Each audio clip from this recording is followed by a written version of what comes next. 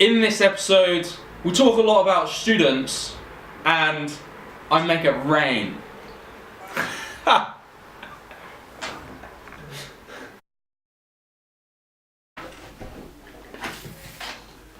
Magic powers.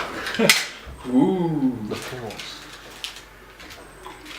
This is Aidan Reese-Heron, and you're watching Property Geek TV, episode 24.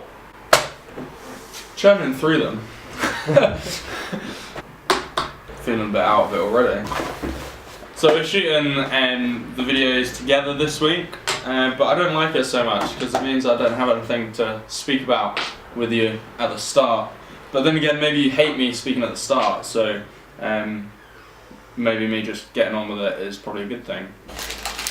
Is student investments a good idea? I think are student investments a good idea? So pedantic. Well, on the last episode we spoke about strategies and things and where you are.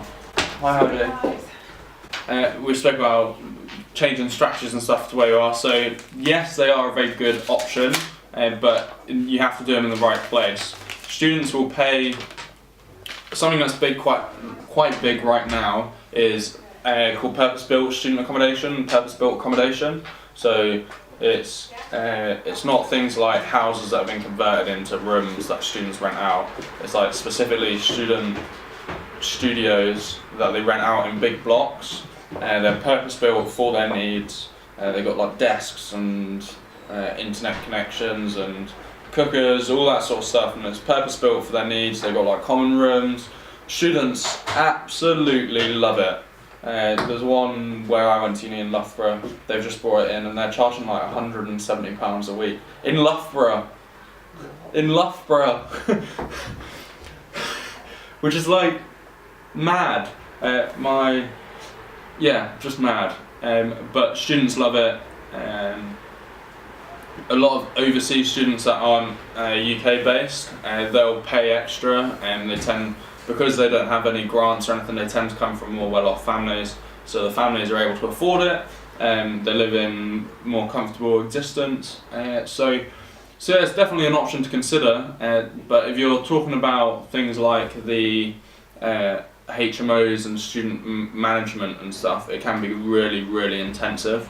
A lot of students, we used to have a bad name, right? Students used to always get a bad rep, but in reality, a lot of students do trash their houses, so you've got to be really careful. So building a good relationship with the group of students that you bring on board, making sure you're on top of the maintenance, and having good ASTs in place is all important to reduce the time restrictions on you if you're managing that as well, if it's like a HMO let.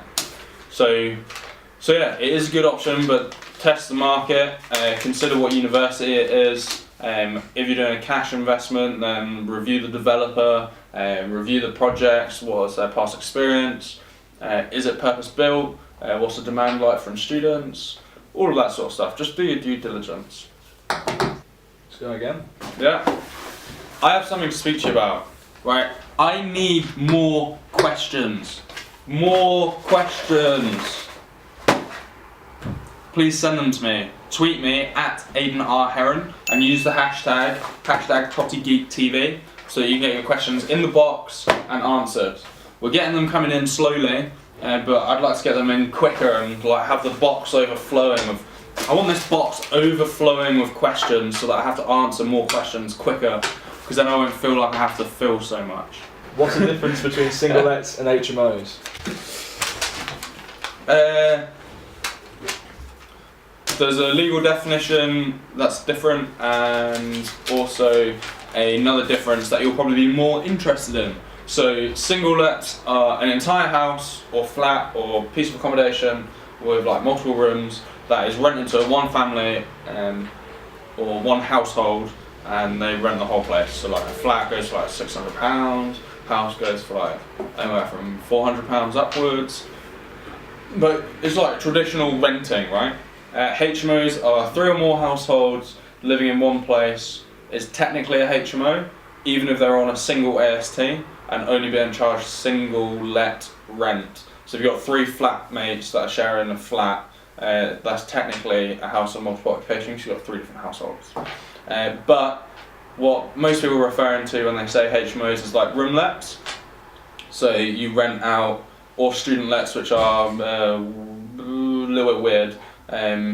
So you can either rent the whole house out on one AST, like have a lead tenant that's technically legally responsible, but then everyone pays for their own room rent every month, or you can rent each individual unit, each individual room out on their own AST. So they're the 2 options.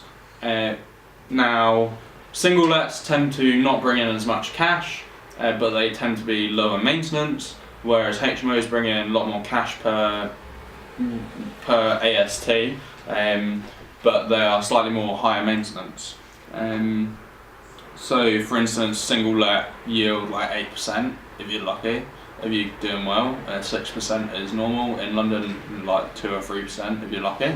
The central London, like 1%.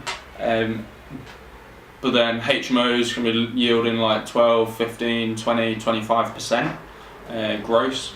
You got to take into account bills if you're paying bills. If you do students, sometimes you don't need to, and if you do, like, there's some ways to organise it so that you don't need to pay as high amount on the bills. But yeah, so the reason most people like HMOs is because they bring in a lot more cash, and that's probably why you might like a HMO as well. They're also easier to do joint ventures on because there's more cash to share between both parties. So you put the money in and then you share the cash, and everyone's happier because they've got more dough. That's right, I said that. Dough.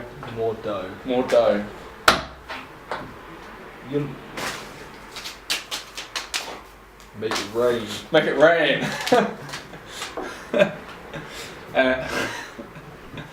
Question of the day: would you rent your house to students?